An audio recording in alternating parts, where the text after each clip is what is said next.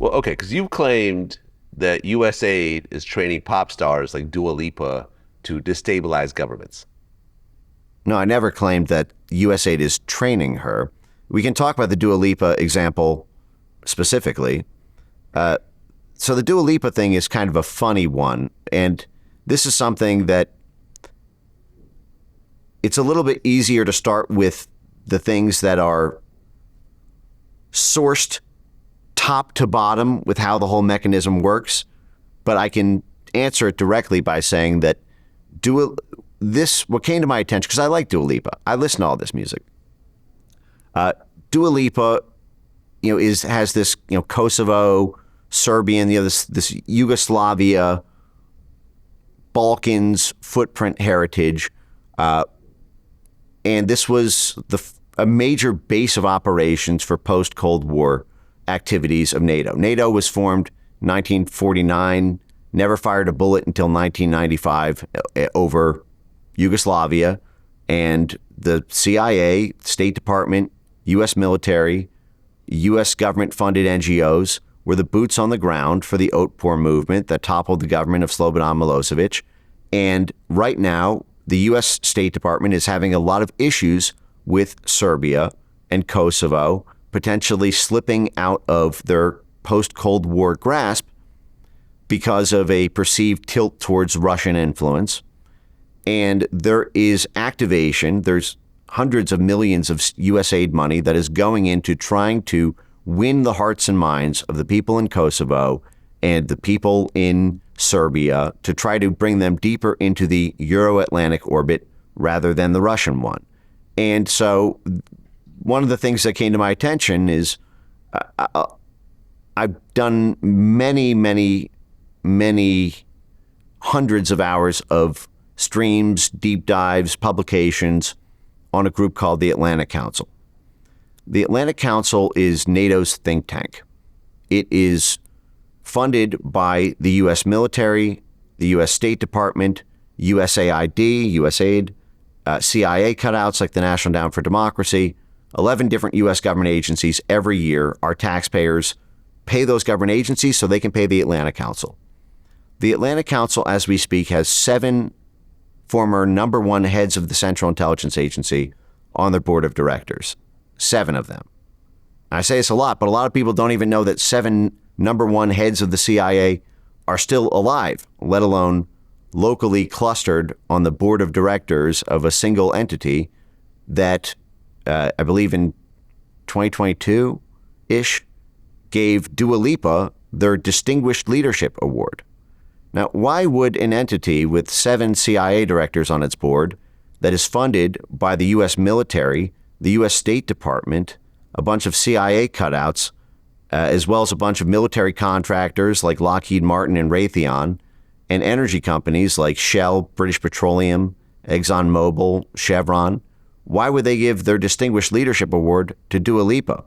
Well, Dua Lipa has been campaigning against the very enemies of the U.S. State Department through her public messaging on the ground. What she posts on Instagram about Kosovo and Serbia is exactly what the State Department is pushing to try to get rule of law reforms and to try to get these corruption charges on Serbian officials and networks in Kosovo that are targeted in USAID corruption programs and State Department anti-corruption programs. This is a soft power node. The bigger the megaphone Dua Lipa gets to shout that message, the more the U.S. State Department and its associated multinational corporations and private investment funds get a grip over Serbia and Kosovo. And this is a relationship that it's not unique to Dua Lipa in any sense. And by the way, I have no idea how clued into it Dua Lipa is, or whether she even knows what the Atlantic Council is in any meaningful sense. When she got on the stage, and you can go to YouTube and you can just type in Atlantic Council Dua Lipa and you'll see this.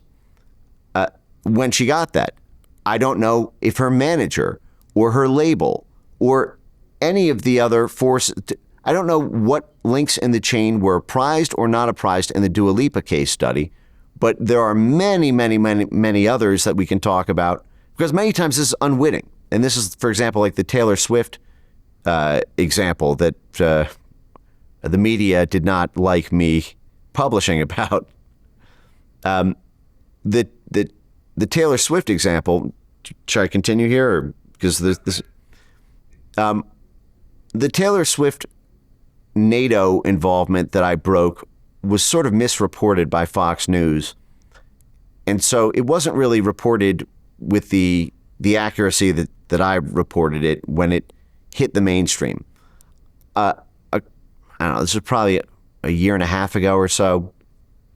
I was doing a private stream for my subscribers on X about the origins of NATO's control over social media, because the Atlantic Council, for example, is one of the trusted flaggers for Facebook and for YouTube and for Twitter 1.0. And so the same group that's giving out Dua Lipa an award and trying to amplify her messaging about, essentially geopolitics in the Balkans is deciding whether or not my speech about what's happening in Ukraine is allowed on YouTube, or will be recommended in a search algorithm, or will be, shadow banned on Facebook. I find that to be very deeply troubling. I don't like having the Central Intelligence Agency or the U.S. military determining whether or not people see my messages about something that's First Amendment protected speech. But so I was going through a video from the summer of 2019 on NATO's Psychological Operations Center. It's called NATO Stratcom COE, Strategic Communications, a Stratcom. They have a center of excellence they set up in Riga, Latvia, after the disaster in Crimea in 2014. The U.S. military and NATO believe that the reason that they lost Crimea to the Russian Federation in that vote that was done that effectively annexed them as part of the Russian Federation was because Russian media, Russian telegram channels, Russian influence on social media was prying hearts and minds towards the Russians, and USAID programming wasn't enough to overcome that, nor was support for independent media on the ground. And so they got in the censorship business to lean on Facebook and YouTube and Twitter to turn down the voices of pro-Russian voices within Central and Eastern Europe. And so I was showing these presentations on NATO's YouTube page. And within that, there was a presentation by three folks presenting to a bunch of military officials techniques for being able to use AI for content moderation by having AI leverage keywords and slogans for various political movements in Central and Eastern Europe to be able to turn down the voices of the military's political opponents in Central and Eastern Europe and turn up their own. All three of the presenters in this presentation had intelligence links. One of them started her career in the Central Intelligence Agency. Another one worked for the 77th Military Intelligence Brigade for the UK. And the third one worked for a company called Graphica, which is a CIA contractor that's gotten over $7 million in Pentagon grants to do social media network analysis for the U.S. State Department, intelligence, and military to be able to track what different groups around the world are saying on social media. And she presents how NATO can win the hearts and minds information war so that Central and Eastern European countries will fall back closer to the U.S.-UK way of seeing the world rather than the Russian way of seeing the world. And she puts up a picture of Taylor Swift on screen. It's in 2019, and talks about how Taylor Swift is an example of someone who could be, quote, trained to spread desired messaging. And I can send you the receipts on this. You can play the clip, or you can put the receipt right here on screen. So the first one, that's the most famous and the most common, is working with famous people or main influencers to share information or a particular message. So I include Taylor Swift in here because... Are you fucking kidding me? NATO's Psychological Operations Unit It's on the screen. Center of Excellence, the NATO Center of Excellence in 2019. Taylor fucking Swift, who I probably rage posted about 1,400 times about as a geopolitical instrument of statecraft because her goddamn IP discography was purchased by the fucking Carlyle Group. The Carlyle Group, the private equity arm of the Iraq War, with Dick Cheney on its board and the entire Halliburton, West Texas oil mafia. They were the literal funders and profiteers of the entire West Texas military mafia, and it was jointly bought by the Carlyle Group and the Soros Group, who's the London and New York financier class of West Texas. So the fucking military-industrial complex, plus its energy stakeholders who rely on the battering ram of the Pentagon, the State Department, the CIA, bought Taylor Swift's discography. She had to re-record her own shit last year in order to win in order to have a parallel tracks to win back her own rights. Now, I published that, and she talks about how Taylor Swift had previously worked with the U.S. government on get out the vote drives and public health initiatives, and how empirical studies in academic literature and foreign policy journals showed that Taylor Swift could be an effective weapon for shifting elections. This is why coming into the 2024 election, you saw mainstream media reporting saying Taylor Swift might be the secret weapon. This is why the EU, the head of the European Union, called for Taylor Swift to extend her Eras tour to do campaign or concert tours for the Eras tour all over Europe ahead of the EU elections. This was because Taylor Swift was effectively associated with a kind of anti-Trump, anti-populist messaging, and there's empirical evidence, according to their own scientific academic journals, about when she says go to the polls and vote to the youth demographic, and the youth demographic is disproportionately likely to oppose a Trump-style figure in the European Union. This is very useful to NATO, which is kind of the military arm of the EU, and this is very useful to the transatlantic foreign policy establishment. And so you have these musicians caught in the middle of these proxy wars between populist and establishment political forces. Now, what got misreported in that story after I broke it, because this video got millions of hits and everyone was talking about this, Jesse Waters at Fox News emailed me for me to come on and present this all on Fox, but I had a prior engagement. So he reported this story, but he sort of mischaracterized a lot of the details and made it sound like I had said, actually, he didn't even cite me. He kind of took credit for it, frankly, after finding it from me and then asking me to come on the show. And when I couldn't come on, he sort of presented it like it was his own. Not trying to throw shade, Jesse, but if you see this, you should, make things right. But the point is, Jesse sort of made it sound like that was proof that Taylor was working directly with NATO or that they had some agreement in the background. I have no idea whether or not they did or didn't. It wouldn't surprise me if there were communications. I don't think Taylor would be apprised of that directly. You don't want to compromise artist integrity. This is much better to come from the label level. You're gonna do this concert, and hey, it's gonna be in Bratislava. Why are we going to Bratislava? Oh, it's an emerging market, and blah blah blah. And it's better to just do your song and dance and be authentic and true in your music. Artists don't want to feel like they're being instrumentalized like that, especially big artists. And this is something that a lot of these music diplomacy program nodes talk about, which is that it's actually easier to get smaller and mid-career artists to spread the desired messaging for a number of reasons, which we can get to. But what I'm saying is that can come from the manager level. That can come from the venue level. That can come from how the streaming platform and distribution on the local radios or popular streaming platforms in the country play out. That doesn't have to you're not going to have like some smoky back room where Taylor Swift is meeting directly with a 4-star military general, to plot how this, this concert in Minsk, we're going to drop some coded backwards Beatles, track with secret language telling people to vote for a certain person. But there are examples where it does get quite close to that line. These are in. You look at the programs that are happening in Africa or in Cuba.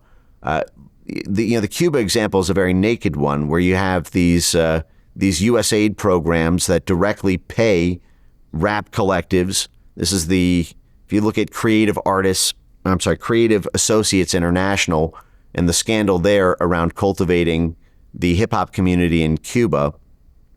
You had the San Isidro movement working directly with the U.S. State Department, directly with USAID, also getting them international play, even though they're just a local rap collective. And this is effectively a CIA-style operation to try to do youth engagement, popular mobilization to overthrow the government of Cuba, because the population disproportionately listens to what was essentially Afro-Cuban hip-hop. You have CIA cutouts who would openly say this. You can look up the Journal of Democracy, National Endowment for Democracy write-up on how the populations they wanted to mobilize in these Cuba protest movements disproportionately listen to rap music and had these different demographic attributes that lent towards it. And then you saw millions of dollars to pump that up. You see the same thing. This happened in Bangladesh just last year in 2024. The National Endowment for Democracy, which played a big role in the Cuba rap movement and funding those Cuban rap collectives, did the same thing. That was in 2014 under Obama, 2009 to 2014. But just last year in Bangladesh, the prime minister was toppled in a people-powered revolution by street protests and riots. And you can look up all the leaked documents that came out from the International Republican Institute, which is the Republican arm of the National Endowment for Democracy. The National Endowment for Democracy is the pure CIA cutout in the entire arsenal. It was conceived by the Central Intelligence Agency Director William Casey in the early 1980s. I can put the receipts on screen next to me as I say it, as I can show you William Casey, the CIA director, telling the Reagan administration in the 1980s that this Project Democracy, this National Endowment for Democracy, should be set up to fund the groups that the CIA wants to fund, but it would be too scandalous if they did. But the CIA should not be seen as advocating for this or sponsoring this. This is the CIA director saying, do this, but don't tell anybody that the CIA is behind this. The legislation for the bill that created the National Endowment for Democracy came from Walter Raymond, who was 30 years at the CIA. He was William Casey's right-hand man. He was in charge of propaganda for the Central Intelligence Agency. And the founders of the National Endowment for Democracy told the New York Times and Washington Post in the 1980s that they were set up to fund the groups that the CIA used to fund in the 1960s and 70s, but got in trouble when it came out they got CIA funding, and that they do now what the CIA used to do. In 1986, I believe it was the New York Times or the Washington Post published that the CIA gets a copy of every single grant that the National Endowment for Democracy gives. So you have the CIA openly saying they created the National Endowment for Democracy. You have the National Endowment for Democracy saying that they do what the CIA wants to do. You have the CIA getting a copy of every single one of their grants. Well, what was the National Endowment for Democracy doing in Bangladesh? They were funding and training rap groups to sow messages of distrust and anger at the Bangladeshi government, who is at war with the Biden State Department over a whole range of issues. And the IRI, the Republican branch of the National Endowment for Democracy, has correspondence, and I can send you all of these. They're baseline assessments for how to swing the next election in Bangladesh, how to destabilize the country. Includes all of their grants to rap and hip-hop groups, including working with them to produce music videos. And you can play these on screen next to me, these State Department CIA-produced rap videos with lyrics telling people to take to the streets and how the government is abusing them. We need to get them out. And it's the same story time and time again. This is what our programs in Nigeria and Uganda, this is what our programs during the Arab Spring were doing from 2009 to 2012. This is what our programs in Venezuela were doing, our programs in Cuba. This is a global thing, and the money is juiced by millions of dollars in direct grants, tens of millions of dollars, sometimes hundreds of millions of dollars on net through sub-grants and contractors at every level of the chain, from artist cultivation, workshops, festivals, concert series, songwriting forums. Here's a great one. The State Department Music Diplomacy Program brought 22 rappers and hip-hop artists last year to the State Department for training at the State Department, and then trips to New York City and to UNC Chapel Hill, North Carolina, which is a big military vector, for workshops on how to mobilize street protests and how to do youth engagement and how to infuse your lyrics with pro-democracy messaging that's synchronized with the State Department activities in the region. There's another one of these State Department music diplomacy programs. It's called AMMP. AMMP. It's the American Music Mentoring Program. And what it does is it brings all of these local and developing, I think they call them mid-career music professionals.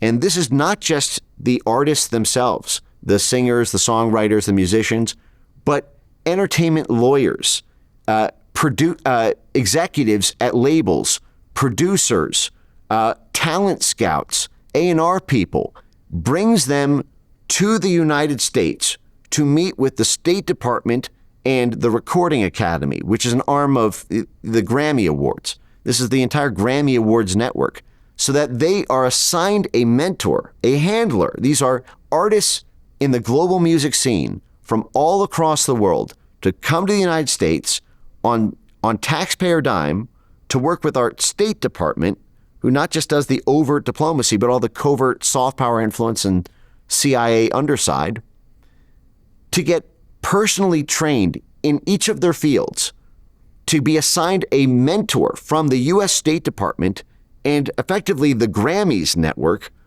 the most credentialed, deepest roster of the biggest insiders in the music industry, so that the entertainment lawyers and the talent scouts and the sound engineers and the entire chain for distribution in Nigeria or in Haiti is assigned their handler in the United States. And then not only do they meet with them for this multi-week, grooming session effectively, but then afterwards they have virtual conferences throughout the year on their joint projects, the initiatives they're doing in their country, so that the State Department can work with them to develop their little influence node in their own country. And then USAID will juice the skids by, essentially working with the radio stations or the all the different distribution. And this is part of how, part of how the industry works.